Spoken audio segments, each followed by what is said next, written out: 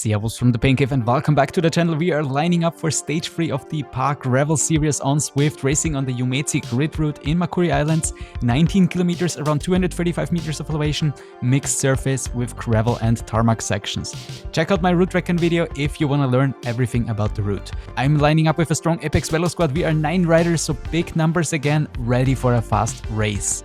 But today there is something special because one of the riders on the start list is Alessandro Petacchi.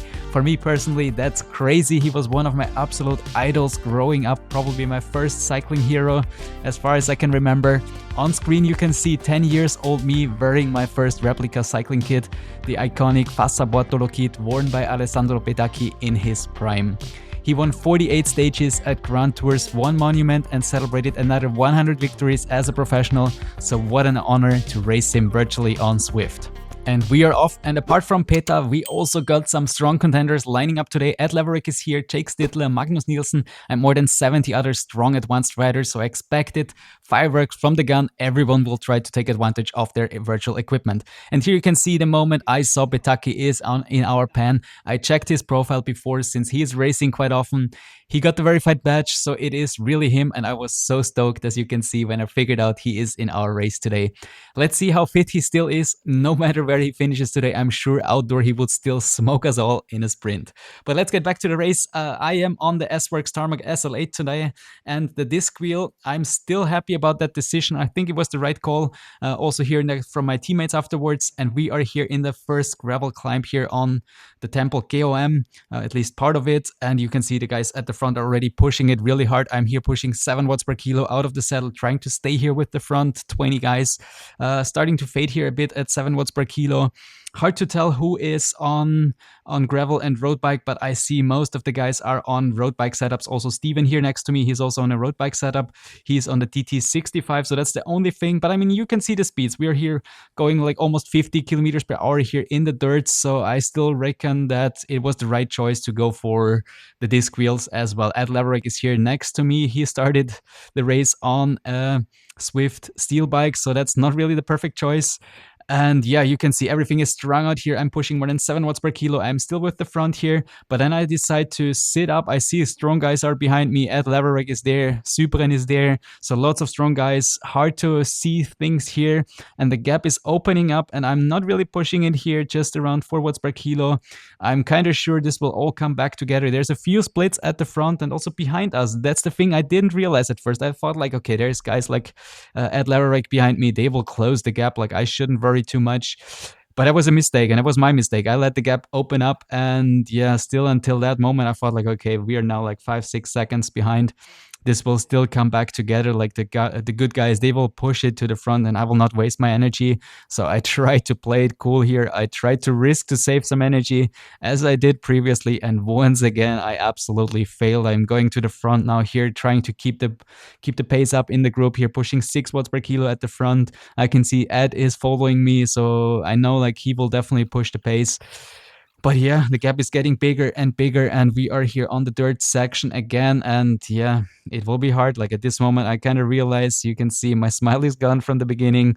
I realized that this is probably already race over, and we're only fighting here for top 50 instead of staying with the front. Teddy is here also with me in the group, so it's a strong group, and I can see like no one is really willing to put in the work. I know it was partly also my fault, so I'm trying to get to the front, push the pace here.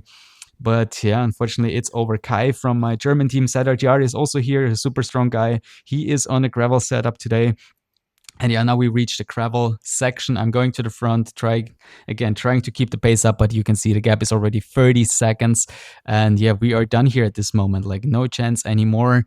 And yeah, this is just, it's a bummer. It's so stupid, such a silly mistake. Once again, it happened to me before, and once again I tried to save some energy, not pushing over the top at the beginning of the race, thinking everything will stay together, but it didn't, and the splits occurred, and we are here in this situation. Kai is here at the front. We are pushing it at the front here with Teddy. We got a small gap here to a few chasing riders, and this looks pretty good. We're in a good group. Like all these two guys next to me, they're super strong guys, and I know like if we can break away, we can probably do a TTT to the line and yeah, finish at least here in the top 40.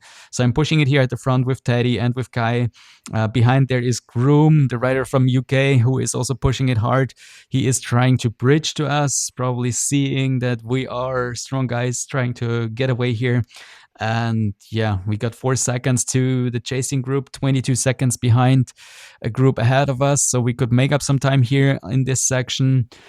But yeah, the race is over. Race for good positions is over. Still, I think it was definitely not because of my bike, because I just let the group go. Like I just tried to play some tactics here, tried to save some energy. That was not because of the bike. It was all because of a silly mistake. And yeah, I would like to say like I will not do that again, but I'm pretty sure it will happen to me again. Like if you're in a situation where you're not the strongest in the field, you need to play it cool sometimes. You need to try to save some energy, and you need to risk it to kind of fall behind in the climb to save a bit of energy, to then have that energy at the end. And yeah, I tried that and I failed today. My mistake. It's a bummer because I think the route is great. I really love the route. Not really happy with the surfaces changes, but still I love the route. And yeah, then I saw like no one is pushing here in my group, so I decided to attack, trying to bridge to the group ahead of us, which is like 17 seconds ahead of us. So I'm trying to go here on the way, trying to see if someone will follow me, trying to cut the corners here because I went alone here. No one followed me at first. I got a gap of 5 seconds and I could already close down the gap to the group in front of me to 8 seconds.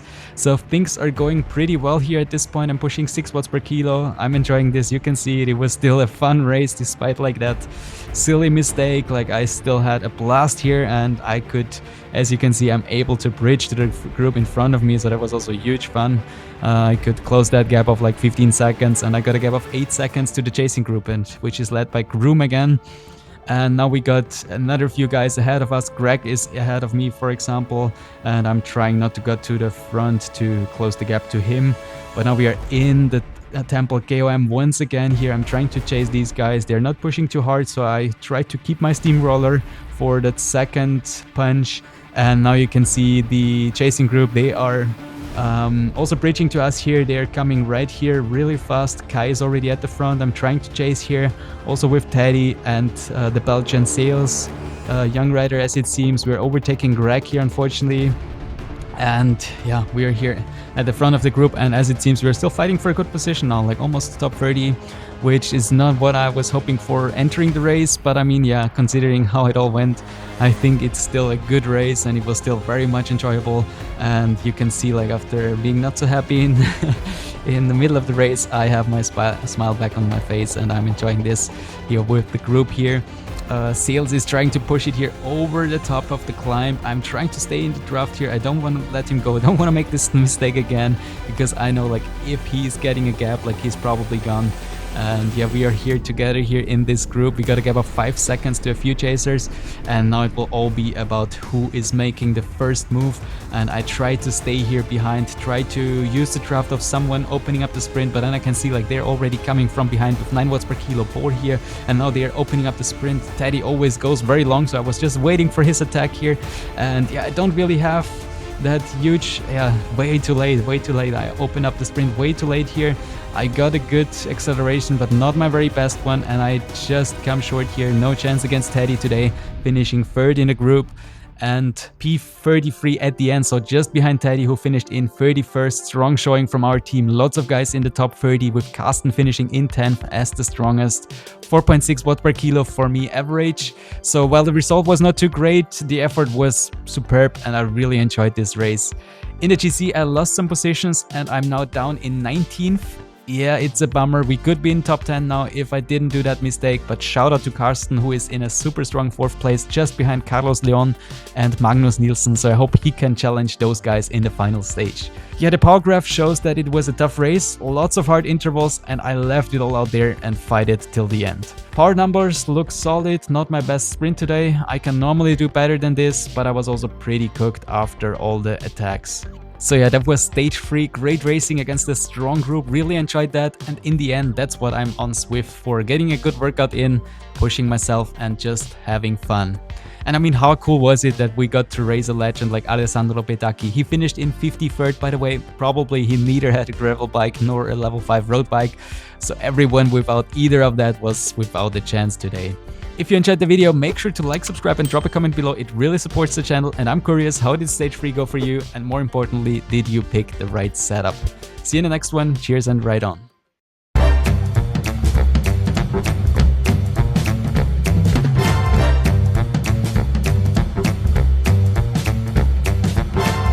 Remember to subscribe.